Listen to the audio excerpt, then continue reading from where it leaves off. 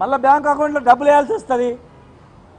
నీళ్ళు ఎత్తిపోయకుండా ఆ పిల్లర్లు ఉంగిపోయినామని చెప్పి ఆ సాగు చెప్తే ఇటు 70% మొత్తం కూడా అది సరిపోతుంది.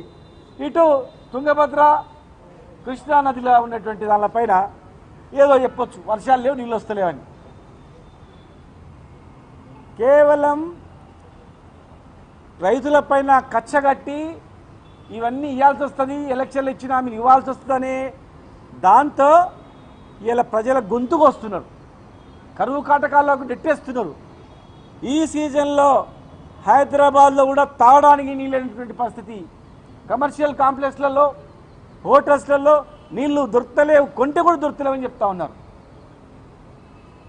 ఇక్కడ నీవు పైన కృష్ణానదిలో అల్లమట్టి నిండి నారాయణపూర్ నిండిన తర్వాత జూరాలకు వచ్చి జూరాల నిండిన తర్వాత శ్రీశైలంకి వచ్చి శ్రీశైలం నిండిన తర్వాత నాగార్జున సాగర్కి వచ్చిన తర్వాత పుణ్యకాలం అంతా అయిపోతుంది.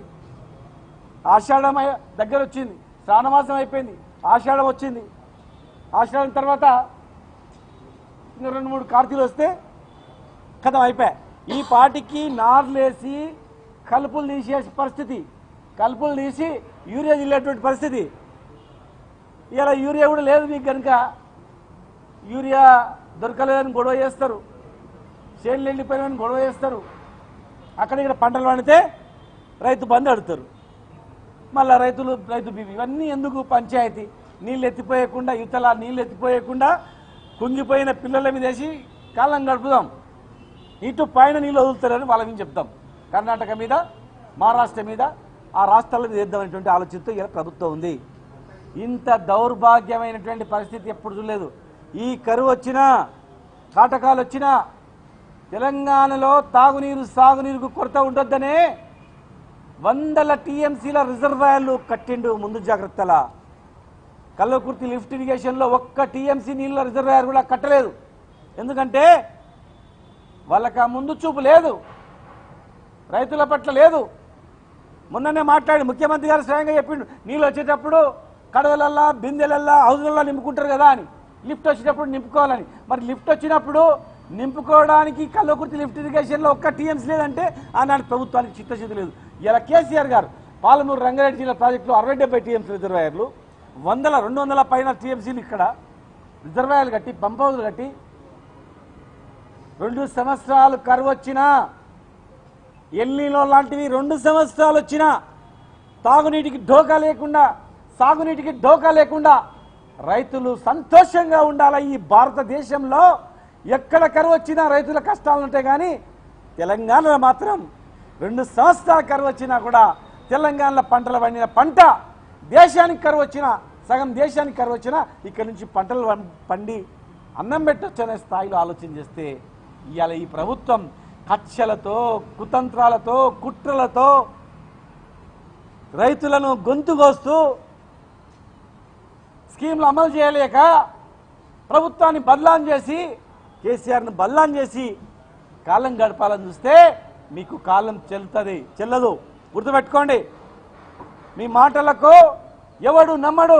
ఈ ప్రభుత్వం చెప్పే మాటలన్నీ కూడా తప్పు మాటలు. ఇవన్నీ కూడా అంటే అవినీతి అవినీతి అవినీతి అని, అంటే అప్పులు అప్పులు అప్పులని. ఈ దేశంలో అందరికన్నా తక్కువ అప్పులు తీసింది తెలంగాణ రాష్ట్రమే. అప్పులు ఎవరికంటే వాడికి ఇవ్వరు, కెపాసిటీ ఉన్నోనికే ఇస్తారు. ఇంకా ఎఫ్ఆర్బిఎం పరిధిలో ఇంకా ఎన్ని కోట్ల రూపాయలు అప్పు తీసుకునేటువంటి కెపాసిటీ తెలంగాణ రాష్ట్రంకి ఉంది. ఈ ప్రపంచంలో అప్పులు చేయని దేశమే లేదు. అగ్రభాగమైన అమెరికా కూడా అప్పులు చేసింది. అప్పుల పేరు మీద కాలం గడపొద్దు. చూడండి, మీరు ఇవాళ క్యాబినెట్ ఉంది కదా, చూడండి సాయంత్రం ఇదే కేసీఆర్ కట్టినటువంటి కాళేశ్వరమే దిక్కవుతుంది. నీళ్లు వెళ్తున్నాయి, గూగుల్లో బట్టి చూస్తున్నారు. రేపు తాగునీరు కష్టమైతే ప్రజలు తిరగబడతారు. బేషేజాలకు పోవద్దు, కంపల్సరీ కాళేశ్వరం నీళ్లు లిఫ్ట్ చేసుకొని మల్లన్న సాగర్ నుంచి ఇంకా మిగతా రిజర్వాయర్ నుంచి హైదరాబాద్ తెప్పించుకుందామనేటువంటి ప్రతిపాదన పెడతారు. వార్పుట్ బేస్లో చేస్తారు. చూడండి, కంపల్సరీ కూడా. ఇలా ఈ రాష్ట్రంలో రేపు రాబోయే రోజుల్లో హైదరాబాద్లో కానీ గ్రామాల్లో కానీ ప్రజలారా తాగునీరుకు కష్టం వచ్చిందంటే ఈ ప్రభుత్వమే కచ్చగట్టి, మీరు ఓట్లేసి గెలిపించినందుకు మీ పైన కచ్చగట్టి ఇలా మిమ్మల్ని గొంతుకొసే కార్యక్రమం చేస్తున్న సంగతి మర్చిపోవద్దని చెప్పి నేను చెప్తున్నా. ఇంకో రెండో విషయం, మేము మా హాయంలో కేసీఆర్ గారు గజ్వేల్లో మీటింగ్ పెట్టిన పర్మిషన్ ఇచ్చింది. మేము స్వయంగా మేము క్రీడాశాఖ మంత్రిగా ఉన్నా చాలా పార్టీ వాళ్ళు ఎల్బీ స్టేడియంలో మీటింగ్ పెడతారంటే అందరికి ఇచ్చినాం. ఇవాళ సరూర్ నగర్ స్టేడియంలో కూడా ఎవరు పర్మిషన్ అడిగినా అందరికి ఇచ్చినాం.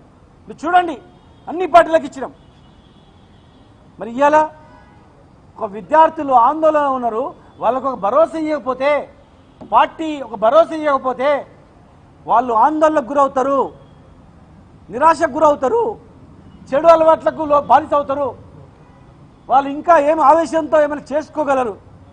ఒక భరోసా ఇద్దాం, ఆ సమావేశం నుంచి మేము వచ్చి మీకు ఆదుకుంటాం, మిమ్మల్ని అన్ని రకాలు కాపాడుకుంటాం, భయపడకండి నేను ఒక భరోసా ఇస్తామని చెప్పి సరూర్ నగర్ మీటింగ్ పెడితే సరూర్ నగర్ మీటింగ్కు పర్మిషన్ ఇవ్వలేదు. ఇవాళ కోర్టు ఇచ్చింది పర్మిషన్.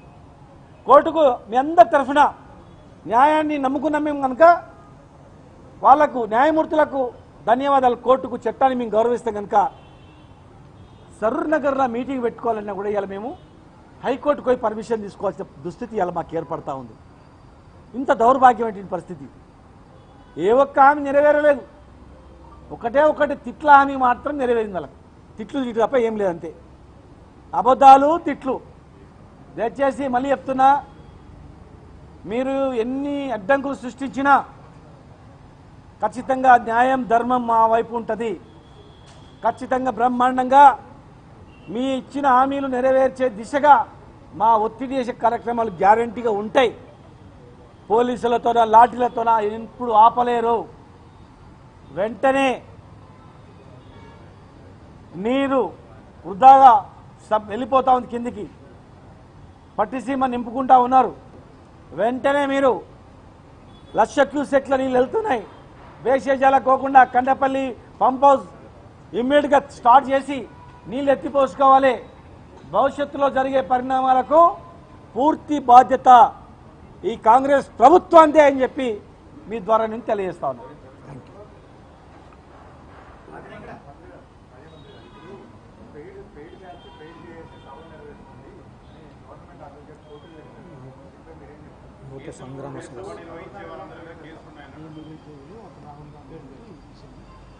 ఇగో ఇప్పుడు రాహుల్ గాంధీ గారు ఇక్కడ వచ్చింది మనది అశోక్ నగర్. మరి అశోక్ నగర్ వచ్చినప్పుడు రాహుల్ గాంధీ గారు చుట్టూ కూర్చున్న వాళ్ళందరూ కూడా పెయిడ్ బ్యాచా? చెప్పండి. రాహుల్ గాంధీ గారు చెప్పింది కూడా యాక్టింగా? పెయిడ్ బ్యాచ్లు పెయిడ్ చేసిన లాంటివి ఏం లేవంతా. ఇలా అవసరం తీరింది కనుక అట్లే మాట్లాడతారు. ఓడ ఎక్కేటప్పుడు ఓడ మల్లన్న, దాటిన తర్వాత బోడే మల్లన్న, ఆ కథ ఉంది అన్నమాట. యూనివర్సిటీ విద్యార్థులు కానీ యువకులు కానీ నిరుద్యోగులు కానీ ఇలా హక్కుల గురించి మాట్లాడితే, ఇచ్చిన హామీల గురించి మాట్లాడితే వాళ్ళు పెయిడ్ బ్యాచ్లు పెయిడ్ జేసీలు పెయిడ్ వర్కర్స్ అని చిత్రీకరిస్తారు. తప్పది. ఖచ్చితంగా విద్యార్థుల ఆగ్రహానికి గురికాక తప్పదు. ఇలాంటి మాట్లాడితే దిద్దుబాటు చర్యలు చేసుకోవాలి తప్ప ఉట్టిగా అభాండాలు అనేది విద్యార్థులపైన వేస్తే విద్యార్థులు ఊరుకోరు.